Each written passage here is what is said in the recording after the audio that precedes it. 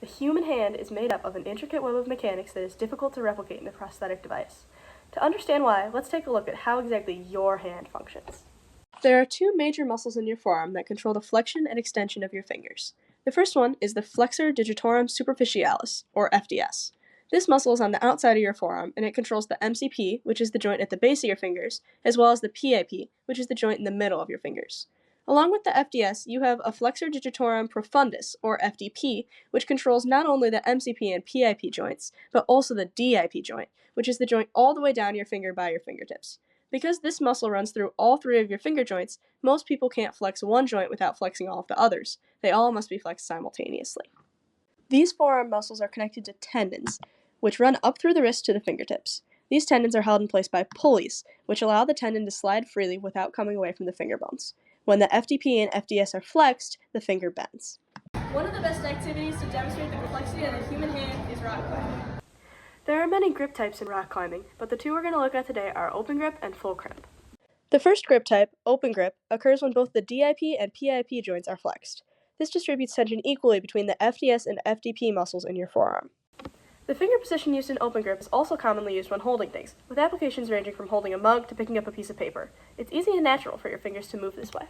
The second grip type, full crimp, occurs when the PIP joint is flexed but the DIP joint is hyperextended. This creates friction as the tendon rubs against the corners created by the joint flexing in different directions, and sort of locks the tendon into place. Full crimp puts much more pressure on the DIP joint because it relies much more heavily on the FDP, which controls the DIP, than the FDS. The locking mechanism of the full crimp makes it a much stronger grip than open, which is useful in climbing but also in many everyday situations. A similar finger position to full crimp is often used when pulling hard to open a window, or when trying really hard to unscrew a jar that won't come unstuck. It also appears in one of the most common pencil grips, the tripod, which looks like this. In this position, the locked finger, which is right there, provides stability to the grip, allowing the pencil to be controlled with more dexterity. At the moment, most prosthetic hands are unable to come close to replicating the precise movements of a natural hand. Many models of prosthetic hands can perform an open grip, which allows the user to pick up and hold many things. However, no models currently exist that extend the DIP joint, making it difficult for people with prostheses to pull hard with their fingers or to hold a pencil in the usual grip. Currently, even the most advanced models of arm and hand prostheses are so rudimentary and so expensive that many people don't bother using them.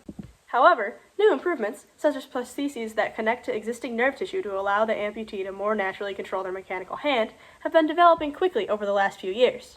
In the near future, this technology may reach a degree that will allow prosthetics users to open windows, to write, and even to rock climb using their artificial hands.